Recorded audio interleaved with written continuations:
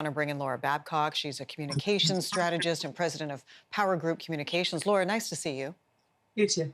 And so, in regards to the Premier's statement, though, it does appear he acted only after the news became public of Rod Phillips being out of the country. Absolutely. And it's not enough because this is a pattern that we've seen with this government. We saw the Premier himself flout his own rules back at Mother's Day. We saw Oosterhoff have a big event around Thanksgiving and post a photo rather shamelessly on social media, flouting the province's own rules. And there was nothing but a little apology, oops, a mistake. Well, now oops, we did it again, only this time the Premier knew about it. We know when the Premier knew. What did he do about it? Waited until it got to a place where there was a big public relations backlash and then said there's going to be a tough talk with this minister. Now he's no longer a minister. That doesn't go far enough.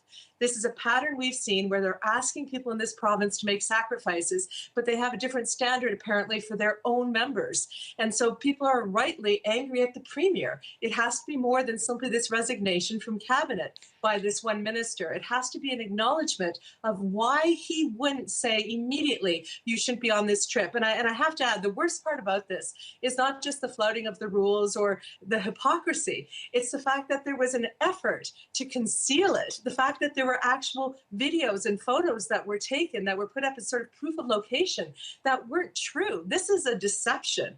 And so there is a betrayal here.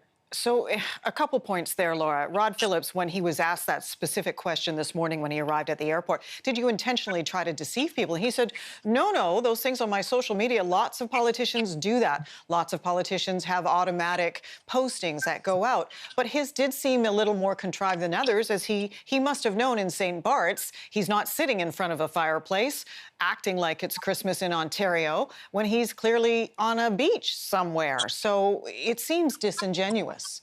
Of course, it is disingenuous. If these had just been statements saying, thank you for your sacrifice, just written statements, posts, without these photos trying to show a location that he wasn't in. We all know what that is. And that is trying to pretend you're somewhere that you're not. And so the deception's clear to people because we all use social media. And sure, politicians, public figures will preset to have a certain post go out, a holiday post, for instance. But you wouldn't do it in front of a location during a pandemic when, in fact, other people are expecting you to be in that location, but you're really on a beach somewhere in St. Bart's. I mean, people are not fools. And we've had so much of this government, as I said, this is a pattern here where people are asked to do one thing and the government is doing a different thing. It's a double standard and the Premier needs to speak more to this. Okay. It can't just be a resignation. Well, let me ask you about that then. You say more needs to happen. What do you want to hear from the Premier? He's not going to step down over this. No, I don't expect that he will. And it'll be probably up to the people in the riding whether or not this particular minister, now that he's just in caucus, if he gets reelected, that'll be up to the voters and how betrayed they feel about it. But I think what needs to come from this Premier is an acknowledgement of his own decision making. When he knew that one of his ministers was out there posting things to suggest that he was here in Ontario with the rest of us, but in fact he was in St. Bart's. What was his thinking at the time? Why didn't he have him come back? And I don't think Ontarians want to hear one more, I feel bad. I think we want to hear, what was the decision making? How much did you know about these posts that were scheduled to come out? What did you feel about it, seeing that and knowing that people would feel betrayed by those, that they were deceptive?